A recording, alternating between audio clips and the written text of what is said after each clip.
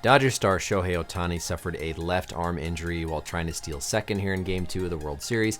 And in this video, we're going to break this down frame by frame to talk about what exactly I think happened and what the implications could be for the rest of the World Series. Welcome back, everybody. I'm Dr. Brian Sutterer, and my goal in this channel is to teach you more about the medical side of the sports world. I think this is actually the first baseball injury that we've covered this whole year, so what better time than the World Series to introduce a little bit of baseball content to the channel talking about Shohei Ohtani. Now, when he came off the field, he seemed to be holding his left arm. We've gotten some reporting about a concern for a left shoulder injury, and even some mention from the Japanese media outlets about question of whether or not the shoulder popped out. And I think looking at this replay, a shoulder joint dislocation or subluxation would certainly be a possibility given the injury mechanism. As Ohtani is sliding into second, he puts that left arm down to help brace his fall.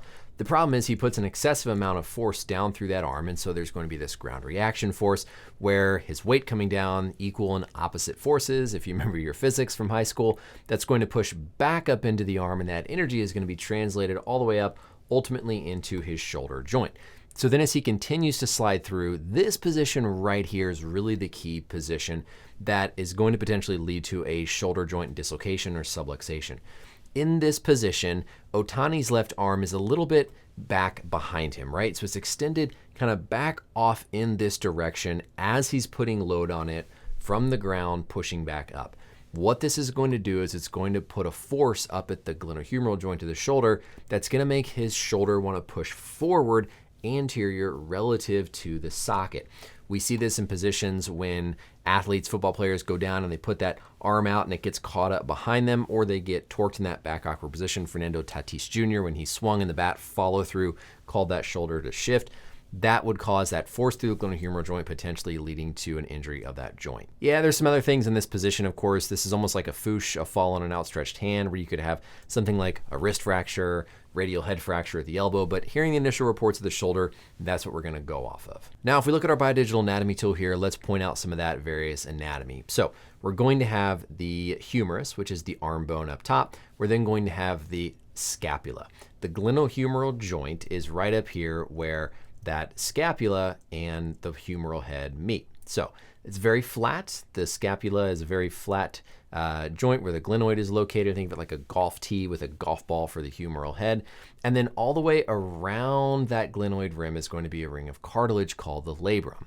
Whenever you're in this position, that humeral head wants to shear forward relative to the underlying scapula, the glenoid. That's going to almost always cause tearing in the labrum, bone bruising, and something called a Bankard deformity or a Hill-Sachs, where you get a depression, little impaction fracture on the outer part of the humeral head. A subluxation is when the ball barely comes out of the socket but goes back in, so it's kind of resting on the edge but then pops back in on its own, versus a true dislocation is going to be when that ball comes completely out of the socket and somebody has to manually reduce it to put it back in place. I will say the way Ohtani is holding his arm is very classic for when somebody has had a shoulder dislocation or a subluxation. We have no idea in this position if his shoulder is dislocated or not. And I think that plays at least some role in his availability for the rest of the World Series if we presume glenohumeral joint shoulder subluxation / dislocation. A quick mention, a shoulder separation is a totally different area. A shoulder separation is going to be up here at the AC joint, the acromioclavicular joint. We're not talking about that. We're talking about a shoulder subluxation here at the glenohumeral joint. So then back to this. Overall prognosis here depends a lot, I think, on whether or not the shoulder actually came all the way out of socket. If the shoulder came all the way out of socket, there's going to be a lot more pain, especially if this was a first-time dislocation episode for Ohtani. They're going to manually reduce it. In and of itself, that would not be a reason where you have to be withheld from sports. But it's all going to come down to function. This is his left side. Thankfully, it's not his pitching, his throwing side, if that even really, like I said, doesn't matter this year. It's going to be good long-term because you don't want to have a shoulder or labrum injury on your throwing side. So really, if this is a shoulder dislocation, it's going to be a lot more about his pain level and his function. You assume the labrum is torn. You just hope there's nothing like a rotator cuff tear. That would be something that he would be out for. But assuming it's just a run-of-the-mill shoulder dislocation, it really just comes down to how bad your pain is. If the shoulder completely came out, I think his pain and function is probably going to be tough. Again, he's swinging a bat, so that's very different than trying to play wide receiver in football. Every sport's going to be different. So I don't think we've seen enough to say he's ruled out for the rest of the World Series.